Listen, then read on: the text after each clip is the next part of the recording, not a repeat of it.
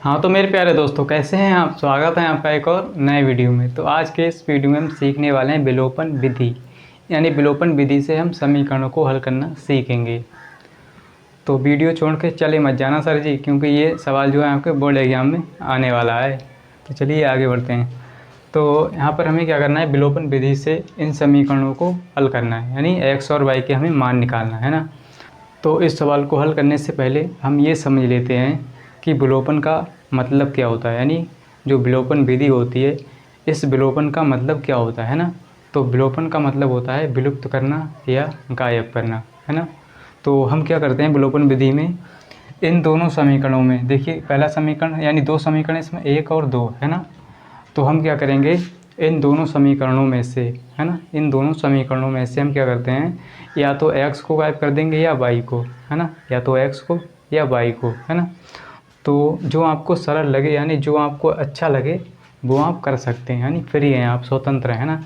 इसमें ऐसा नहीं है कि हम x को ही गायब करेंगे या y को ही गायब करेंगे। आप चाहें तो x को गायब कर सकते हैं, आप चाहें तो y को गायब कर सकते हैं, है ना। जो आप चाहें वो आप कर सकते हैं, है ना। तो अब हम थोड़ी देर के लिए पंडित जी बनने वाले हैं ना। अब क्या करेंगे, हम यहाँ पर देखिए दो समीकरण हैं, हम क्या करेंगे, इनका नाम रखेंगे, है ना। जैसे पंडित जी होते हैं, बच्चों का नाम रखते हैं, छोटे छोटे बच्चों का, है ना।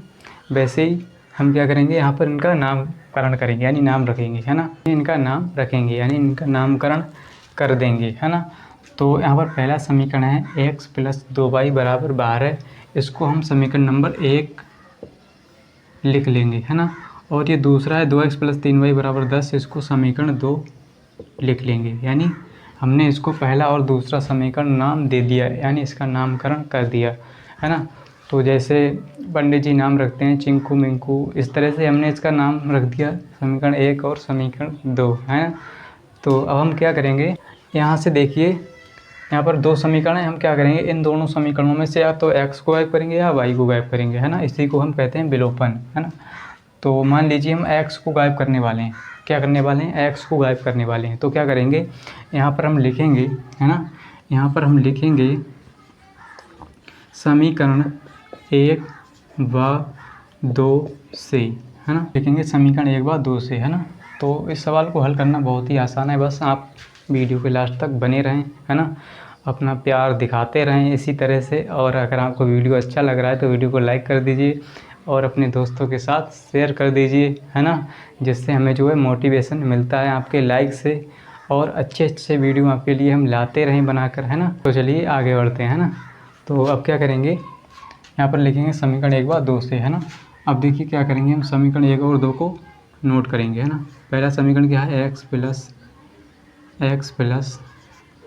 2y = 12, है ना। और दूसरा क्या है, 2x + 3y = 10। अब क्या करेंगे, इतना करने के बाद, है ना, इतना करने के बाद आप क्या करेंगे, तो हम क्या करने वाले थे, इन दोनों समीकरणों में से x को गायब करने वाले थे, है ना। तो अब क्या करेंगे, हम x को गायब करेंगे। देखिए कैसे करेंगे x को गायब, है ना। आप चाहें तो y को भी गायब कर सकते हैं, लेकिन हम क्या करेंगे, x को गायब करेंगे। तो यहाँ से जब x को गायब करेंगे तो हम क्या करेंगे, सबसे पहले हम इनके गुणांकों को बराबर करेंगे, है ना। x के गुणांकों को बराबर करेंगे तभी हम x को गायब कर सकते हैं, है ना, ऐसे नहीं कर सकते, है ना।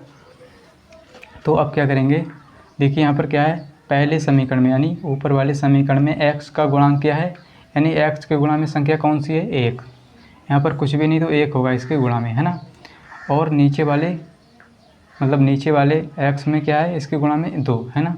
तो नीचे वाले समीकरण में x के गुणा में 2 है और ऊपर वाले समीकरण में x के गुणा में 1 है ना। तो हम क्या करेंगे, जो ऊपर वाला समीकरण है इस x के गुणा में क्या है, 1, इस 1 की गुणा करेंगे नीचे वाले समीकरण से, है ना। फिर क्या करेंगे, जो नीचे वाला समीकरण है इसमें x का गुणांक क्या है, 2, यानी x के गुणा में क्या है, संख्या 2। इस 2 की गुणा हम ऊपर वाले समीकरण से करेंगे, है ना। बस इतना ही करना है आपको, और कुछ नहीं करना है, यानी क्रॉस मल्टीप्लाई, तिरछी गुणा कर देनी बस। इस 2 की गुणा ऊपर वाले समीकरण से, इस 1 की गुणा नीचे वाले समीकरण से। तो लीजिए सर जी, हमारा सवाल आसान हो गया, है ना, यानी हम आसानी से इसको हल कर सकते हैं। अब क्या करेंगे, गुणा कर देंगे, है ना। तो 2 की गुणा सबसे पहले x से, है ना, तो 2x हो जाएगा।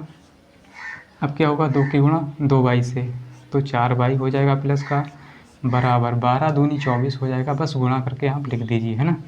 अब 1 की गुणा इससे करेंगे तो कोई फ़र्क नहीं पड़ेगा, यानी यही हम लिख देंगे, है ना। तो 2x और प्लस का 3y, क्योंकि हम 1 से गुणा कर रहे हैं, यानी 1 से गुणा करेंगे कोई इसमें फ़र्क नहीं पड़ेगा।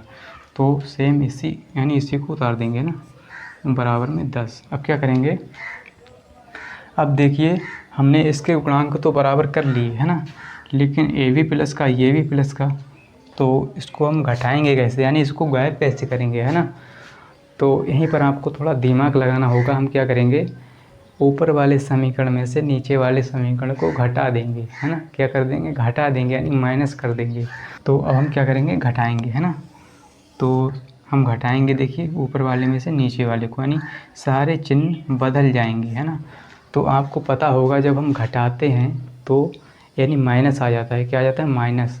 तो यहाँ पर सारे चिन्ह इसके उल्टे हो जाएंगे, यानी माइनस हो जाएंगे, है ना। तो देखिए यहाँ पर 2x, यहाँ पर भी 2x है ना। अब देखिए इस 2x से ये 2x कैंसिल, या कहें घट गया, यानी 0 हो गया। ऊपर है 4y प्लस का, नीचे है माइनस का 3y, ये माइनस का 3y, है ना। तो कौन सा बड़ा है, मतलब 4y बड़ा है प्लस का, तो प्लस का y बचेगा 1y, है ना, बराबर। अब देखिए इसके बराबर, देखिए 24 में से हम 10 को घटाएंगे, ये माइनस का 10 हो गया, ये प्लस का 24 है। तो जब 24 में से 10 जाएगा तो प्लस का 14 बचेगा, कितना, 14। तो यहाँ से हमें y का मान मिल गया सर जी, है ना, y का मान मिल गया, है ना। तो यहाँ पर हमने y का मान निकाल लिया। अब हम क्या निकालेंगे, x का मान, है ना, x का मान। तो x का मान कैसे निकालेंगे, x का मान कैसे निकालेंगे, इस y का मान आसान वाले समीकरण में रख दो, या तो समीकरण 1 में या समीकरण 2 में, है ना। तो आप चाहें तो 1 में रख सकते हैं या 2 में रख सकते हैं ना। तो जो आपको सरल लगे उसी में आप रख सकते हैं, है ना। अब क्या करेंगे, हम यहाँ से y बराबर 14 आ गया, है ना। अब हम क्या करेंगे, इस y का मान समीकरण 1 में रख देंगे, है ना। तो यहाँ पर हम लिखेंगे y का मान समीकरण, है ना, समीकरण y का मान समीकरण 1 में रखने पर, है ना, 1 में रख दो बस, है ना। तो समीकरण 1 क्या है, x प्लस का 2y बराबर 12, है ना।